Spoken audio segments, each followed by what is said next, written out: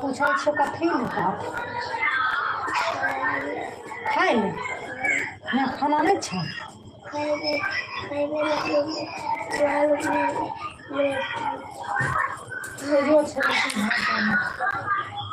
मेरे गुरु महेश्वर शिव को मेरा प्रणाम है। इस कालखंड के प्रथम शिव के शिष्य और हम सबों के परम आदरणीय वरेण्य गुरु भ्राता साहब श्री के चरणों में मेरा प्रणाम है। शक्ति स्वरूपा माँ नीलामानंद जी के चरणों में मेरा प्रणाम है और सिक्किम के इस संगोष्ठी में उपस्थित आप सभी गुरु भाई गुरु बहन के चरणों में मेरा प्रणाम है।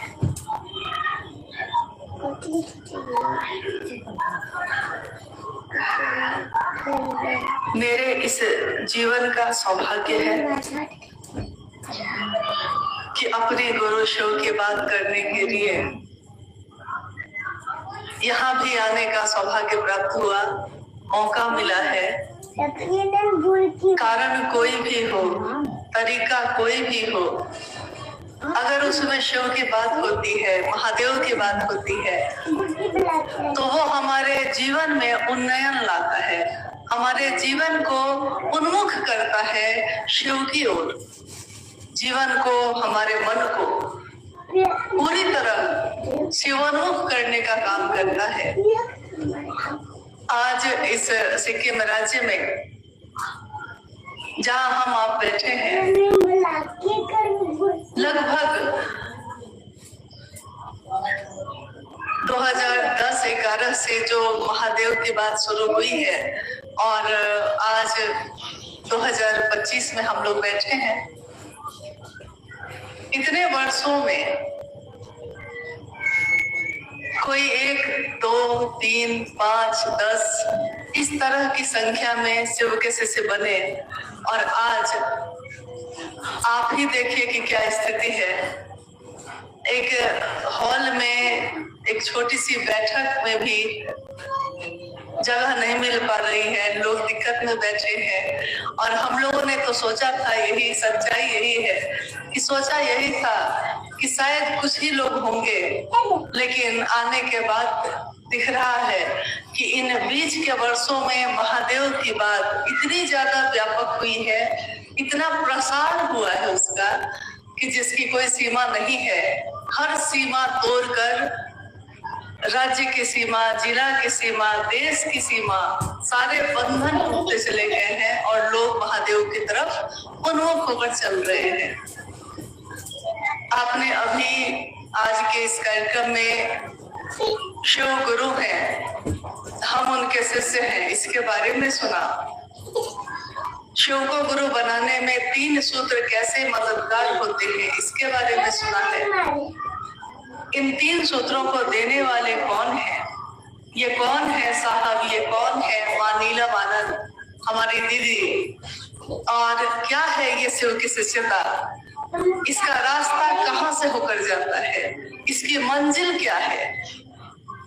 शिव को गुरु बनाने के पीछे किसी का भी उद्देश्य क्या है? इन सारी बातों पे, इन सारे विषयों पे बात होती रही है अभी तक।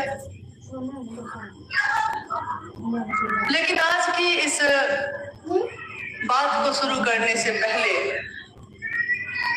हम ये कहना चाहेंगे कि इस कालखंड में, यानी इस युग में, जिस युग को हम कहते हैं कली युग, कभी सतयुग भी आया था, कभी द्वापर युग भी आया था, कभी त्रेता युग भी आया था, और आज कलयुग है जो चल रहा है।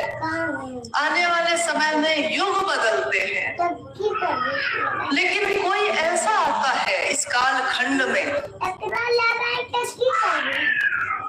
जिसके बारे में उस पूरे युग के, उस पूरे समय के लोग कहते हैं कि वो युग को बदलने ही वाला था। युग को जिसने बदल दिया, पूरे युग को जिस भाव से भर दिया।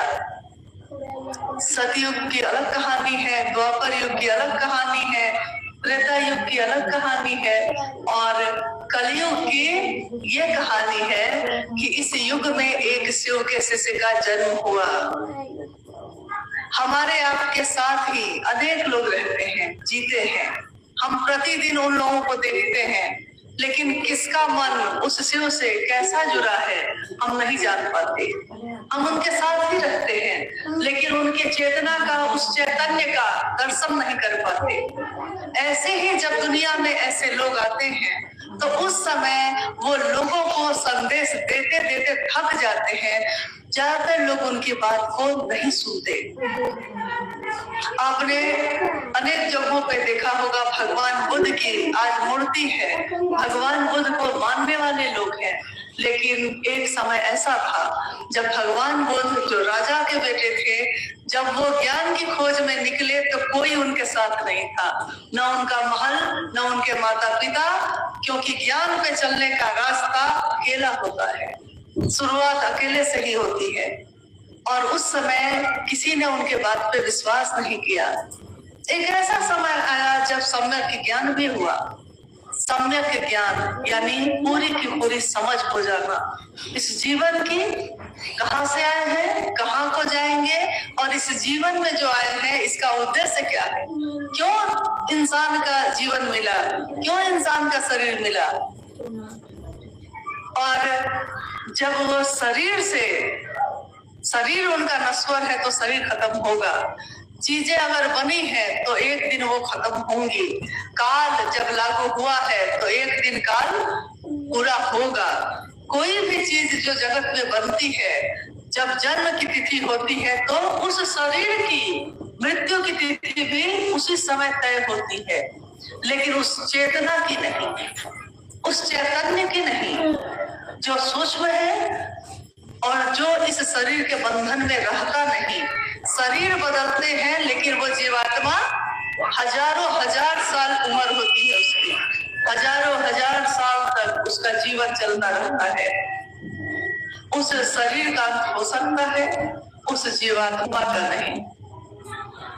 तो जब इस कालखंड में साहब हैनानंद जी का जन्म हुआ,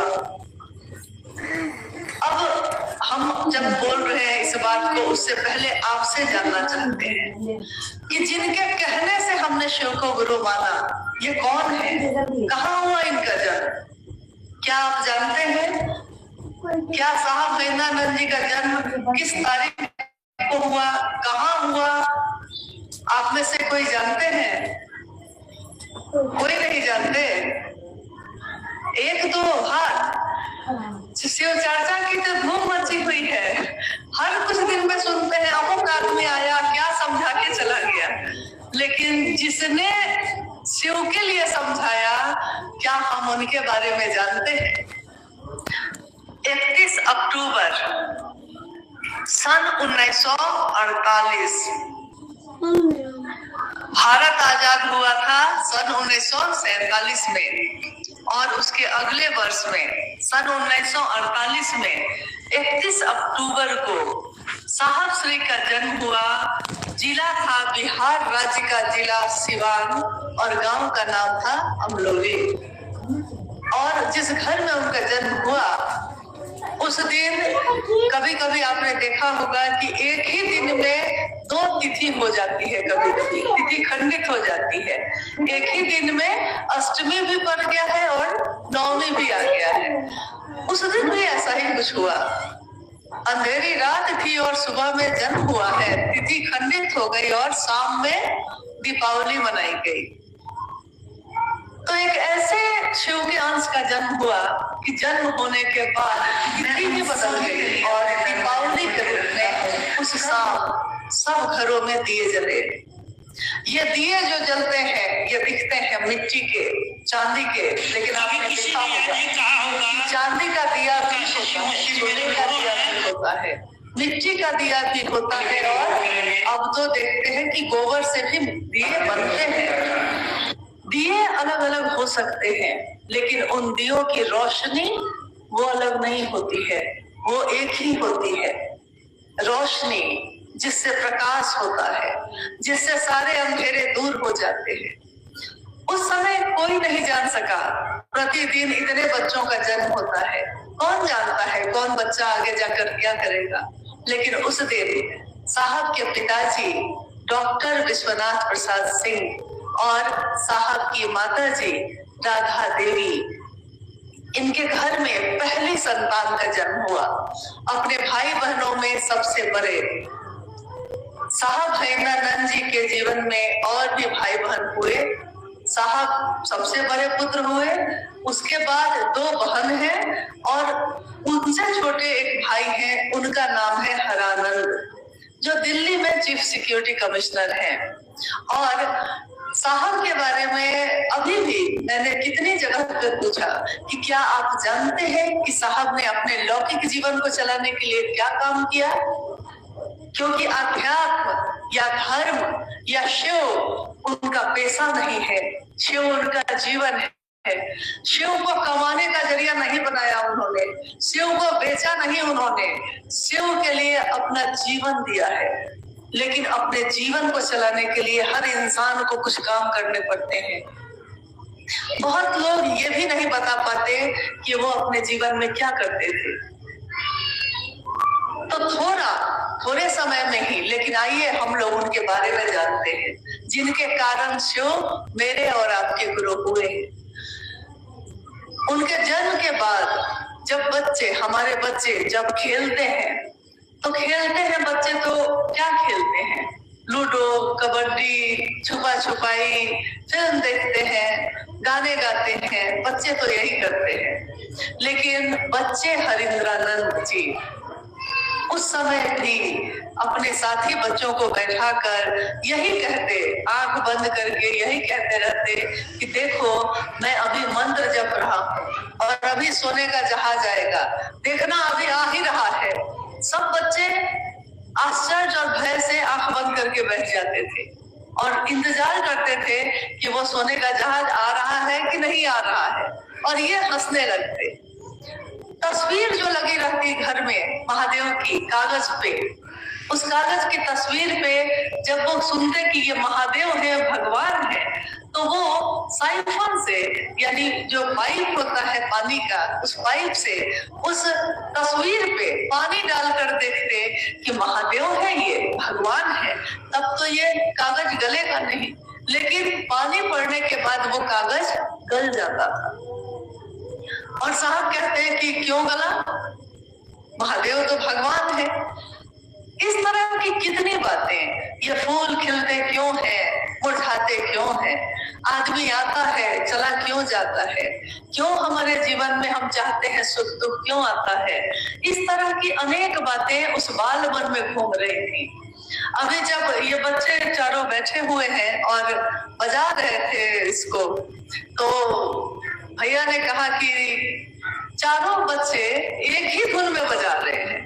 तो बात यह है कि आप अपने बच्चे को क्या देते हैं, वो वही ग्रहण कर लेता है, और कोई बच्चा वो खुद ही देने के लिए आया है। उस दिन क्या हुआ कि 12 साल की आयु में उनके घर में एक घटना हुई। उनके पिताजी एजुकेशन डायरेक्टर थे। शिक्षा विभाग जानते हैं आप, हर राज्य में शिक्षा विभाग, स्वास्थ्य विभाग होते हैं। तो बिहार, उस समय बिहार और झारखंड एक ही था, झारखंड राज्य नहीं बना था उस समय। और साहब के पिताजी डॉक्टर विश्वनाथ प्रसाद सिंह बहुत विद्वान आदमी थे, एजुकेशन डायरेक्टर के पद पे थे। स्वाभाविक है अगर हमारे आपके बीच कोई मास्टर साहब होंगे, शिक्षक होंगे, जो कि है शिक्षक है यहाँ, उनके घर में आप देखिएगा कि वो अपने बच्चे को चाहेंगे कि कितना पढ़ ले वो, क्योंकि उनको ये भय हो जाता है कि अगर मेरा बच्चा नहीं पढ़ेगा तो लोग कहेंगे कि दूसरे को खाक पढ़ाएंगे, आपका बच्चा तो पढ़ता नहीं है। और ये तो शिक्षा विभाग में पदाधिकारी थे बड़े। तो साहब के पिताजी चाहते थे कि मेरा बच्चा पढ़ लिख कर बड़ा अधिकारी बने, मेरी तरह विद्वान बने और दुनिया में एक मकाम हासिल करे। अक्सर माँ बाप यही सोचते हैं। हर माँ बाप से आप पूछिए आप अपने बच्चे को क्या बनाना चाहते हैं, तो वो कहते हैं कि हम डॉक्टर बनाना चाहते हैं, हम इंजीनियर बनाना चाहते हैं, लेकिन इंसान बनाना चाहते हैं, ये कोई नहीं कहता। बाद में दुखी होता है कि डॉक्टर बनाया था और आज मुझको ही नहीं पूछता है, क्योंकि जो मूल मानवीय गुण थे वो तो हमने दिए ही नहीं। तो उस दिन उनके पिता भी यही चाहते थे कि मेरा बेटा एक बड़ा पदाधिकारी बने, लेकिन समय ऐसा हुआ कि साहब के पिताजी के पास, चूंकि वो उर्दू, हिंदी, अंग्रेजी सब साहित्य में विद्वान थे वो, तो उनके पास अक्सर तरह तरह के लोग आते थे।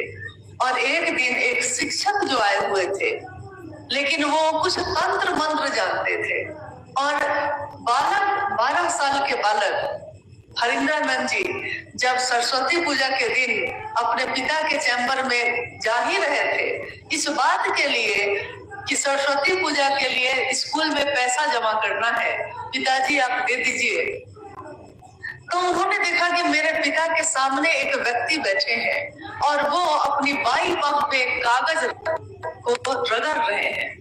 कागज पे शब्द उभर जाते हैं और पता नहीं क्या हो रहा है। ये विचलित हो गए और ये कहते हुए कि कहाँ के ठग आ गए हैं यहाँ। उनके पिताजी ने डांट के कहा कि तुम जाओ, स्कूल जाओ। लौटने के बाद साहब जब दोबारा घर में लौटे शाम में, तो उन्होंने देखा कि वो व्यक्ति वहीं बैठे हुए हैं। तब उन्होंने पूछा कि ये यही है अभी तक? पता चला कि शिक्षक अब कुछ दिनों तक यहीं रहेंगे और हरिंद्रानंद जी को पढ़ाने का जिम्मा मिला है इनको।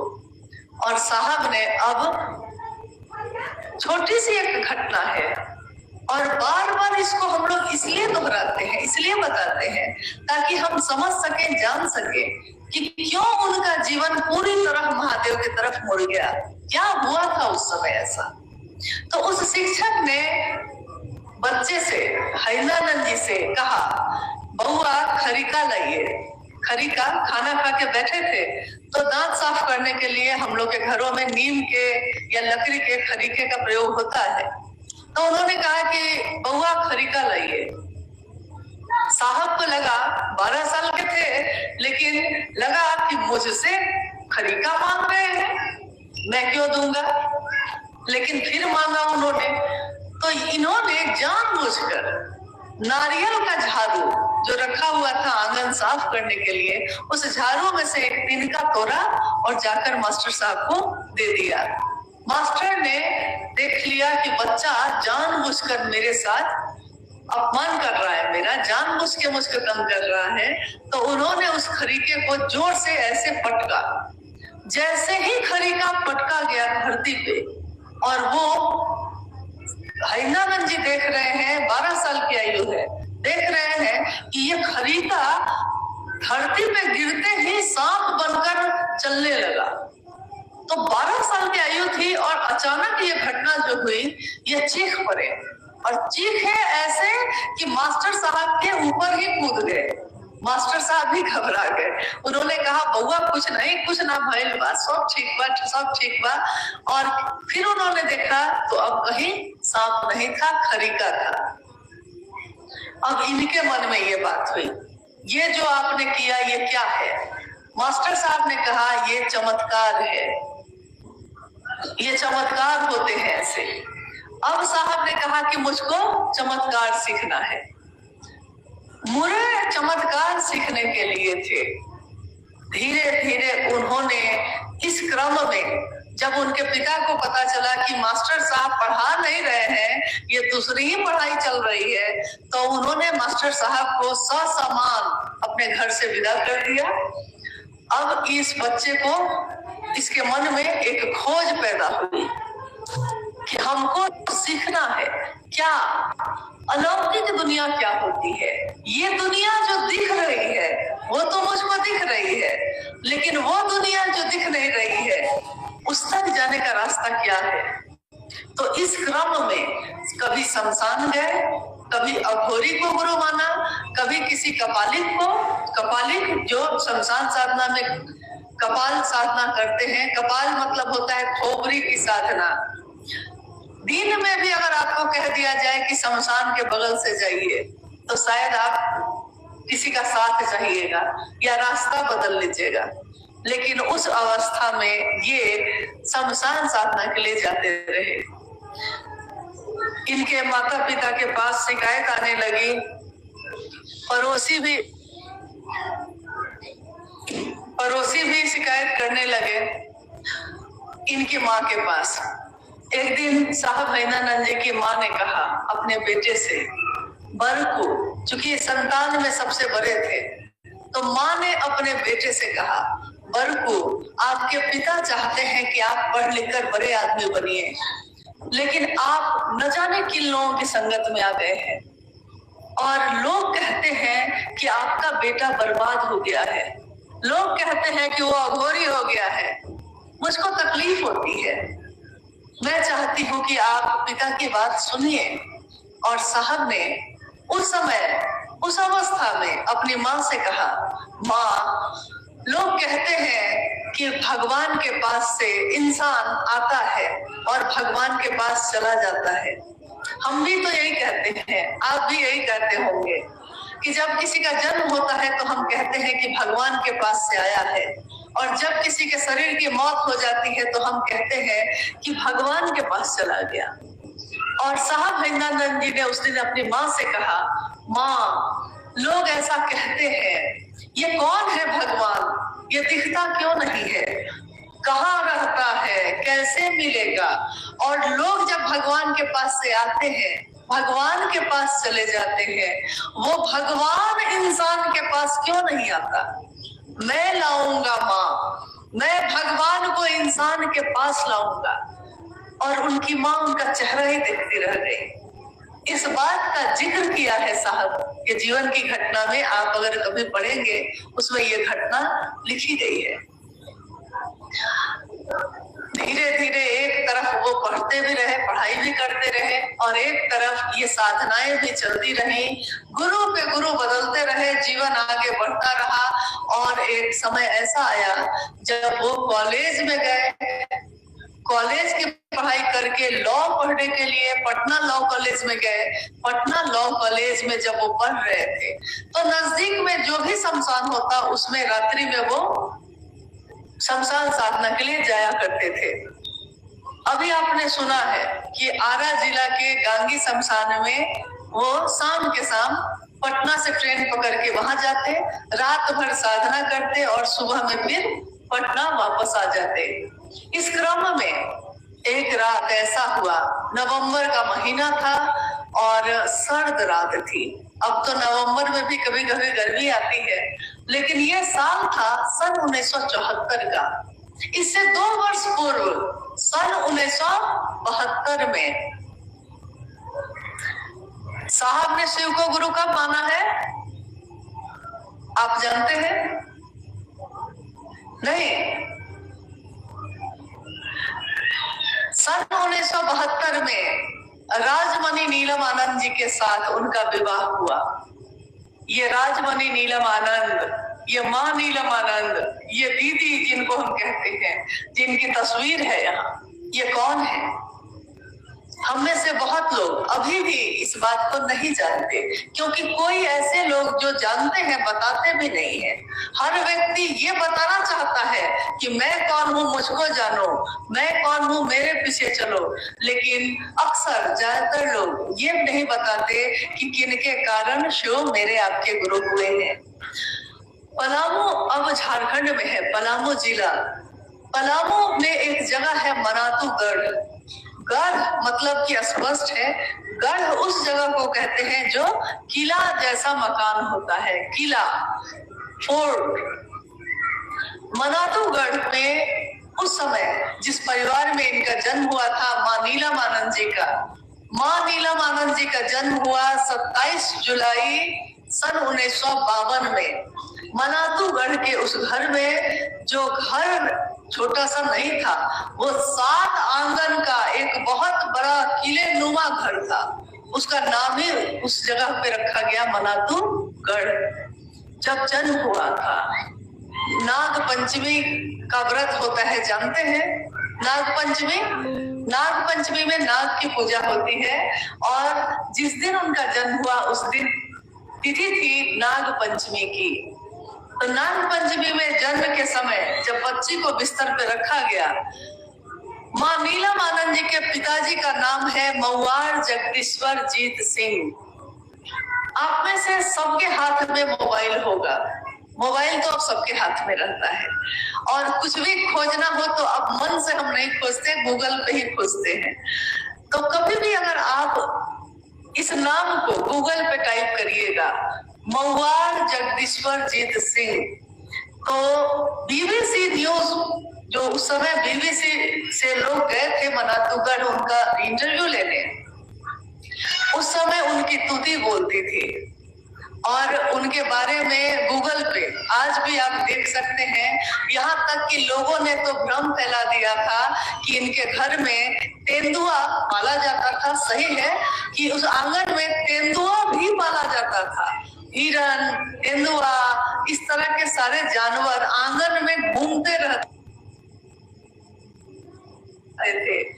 माँ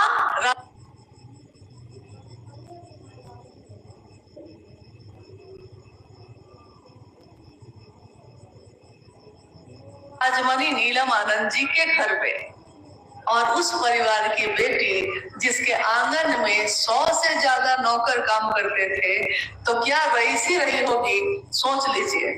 और उनकी शादी हुई साहब हईनानंद जी से 22 मई 1900।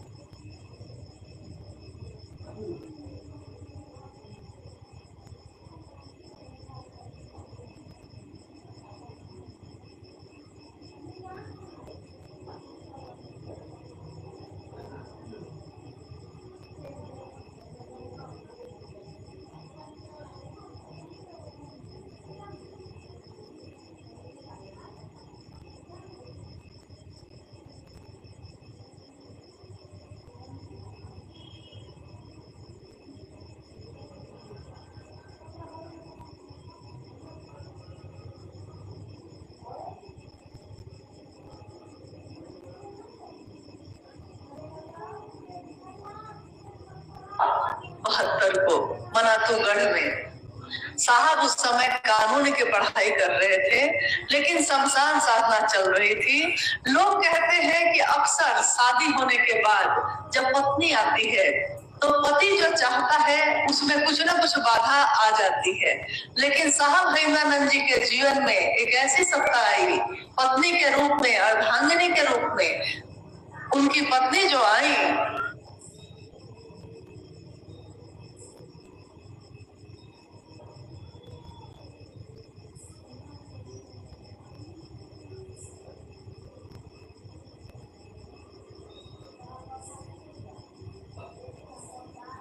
उन्होंने उनके इस अलौकिक चाहत को और ज्यादा तेज करने में ही मदद की कि जरूर आप इस खोज को पूरा करिए।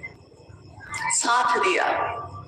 सन 1974 में साहब हईनानंद जी ने आरा के गांगी शमशान में, जब वो अंधेरी रात में बैठे थे, 2 बजे का समय था और ठंड का मौसम, चारों तरफ धुंध थी। उस अवस्था में उन्होंने अपने जीवन के बारे में सोचा। पिछले 14 साल से, यानी 12 साल की उम्र से लेकर सन 1974 के नवंबर महीने तक, पिछले 14 वर्षों में उन्होंने सोचा कि मैंने कितने लोगों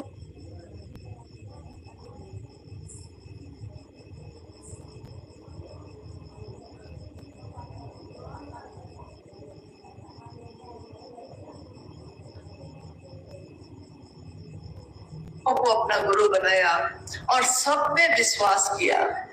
हमारे आपके साथ अगर कोई चलता है और एक दिन अगर कोई धोखा दे दे, कोई एक व्यक्ति अगर धोखा देता है,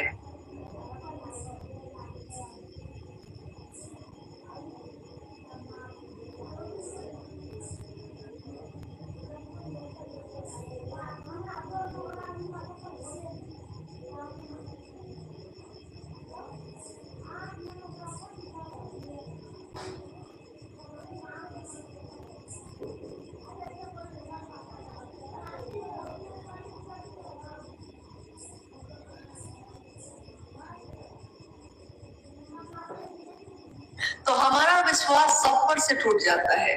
फिर किसी और पे विश्वास करने से पहले हम बहुत सोचते हैं क्या वो सच है, सही आदमी है या नहीं है। और सोचिए कि गुरु के रूप में कितने लोगों ने छल किए उनके साथ। क्या गुरु गलत थे? कहा नहीं जा सकता, क्योंकि गुरु के बारे में भी पता करना पड़ता है कि गुरु कौन अच्छा है। सब गुरु बन के नहीं बैठे हैं, कोई गुरु है, कोई सदगुरु है, लेकिन जगत गुरु शिव की बात तब तक जगत में व्यापक नहीं थी। और उनके मन में एक विचार प्रवेश करता है, सब कुछ शांत है, मन में एक विचार आया है, एक श्लोक, एक पंक्ति जो उनके घर में अक्सर उनके पिताजी बोला करते थे। आपने भी सुना होगा, क्योंकि पूजा पाठ में अक्सर गुरु की वंदना में इसका प्रयोग होता है। गुरुर ब्रह्मा गुरुर विष्णु गुरुर देवो महेश्वर, गुरुर साक्षात पर ब्रह्मा तस्मै श्री गुरुवे नमः। इस श्लोक का प्रयोग हर घर में हजारों साल से होता आया है। आपने सुना होगा, या हमारे बच्चे जो बैठे हैं यहाँ, उन्होंने न्यूटन लॉ पढ़ा होगा भौतिकी में, फिजिक्स में। न्यूटन ने यही देखा था कि सेब जो पेड़ से टूटता है वो धरती की तरफ क्यों गिरता है। क्या सेब उस दिन पहली बार टूटा था? नहीं, सेब तो जब से सेब का पेड़ है टूटकर धरती पे ही गिर रहा था। लेकिन कोई ऐसा करने के बाद उन्होंने सोचा कि गुरु साक्षात पर ब्रह्म, उस दिन मेरे आपके या तथा कथित बहुत लोग ही नहीं बन सकोगे। और साहब ने कहा मैं नहीं जानता। तो हुआ ये कि एक बड़े पदाधिकारी अब बन के ये बिहार प्रशासनिक सेवा में भी चले गए। और मां नीलम आनंद, उनके 3 बच्चे हुए। साहब और दीदी के लौकिक जीवन में 3 बच्चे हैं। अर्चित आनंद जी हैं, अनुनीता आनंद है और अभिनव आनंद जी हैं। और इन तीनों बच्चों के साथ साहब और दीदी का परिवार अब एक गृहस्थ कुल भी है। गृहस्थ कुल जिसमें सारी समस्याएं जो आपके घर में होती हैं उनके घर में भी हो रही हैं। अगर वो ईमानदार हो अफसर, तो अफसर अगर ईमानदार है, पद है उसके पास, सम्मान है उसके पास, लेकिन पैसे नहीं होते, क्योंकि पैसा तो जो तनख्वाह मिलेगा उतना ही होगा।